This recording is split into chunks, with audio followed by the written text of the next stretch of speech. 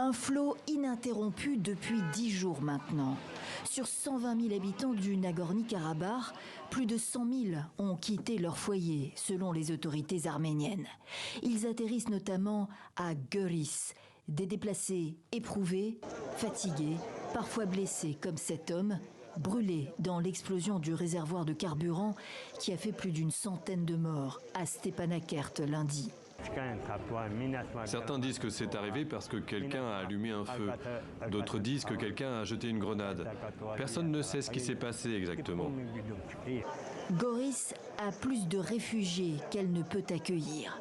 Les déplacés sont donc répartis dans d'autres villes. Ici, c'est Gümri et son stade.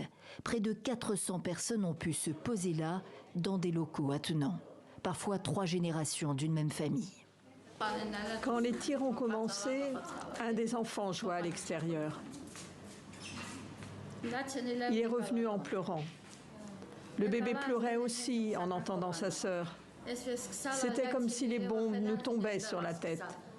Je n'arrivais pas à les calmer. C'est dans ce contexte que l'ONU annonce l'envoi d'aide pour le Nagorno-Karabakh. Les convois sont en route, affirme le porte-parole du secrétaire général. Des équipes déjà à l'œuvre, dit-il, sur place, en Arménie.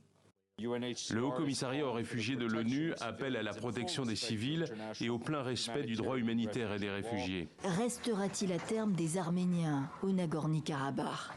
À côté du discours rassurant des autorités azerbaïdjanaises, les images entretiennent l'inquiétude. Celles-ci, publiées par le ministère de la Défense, montrent la destruction de fortifications comme pour effacer les traces de vie arménienne.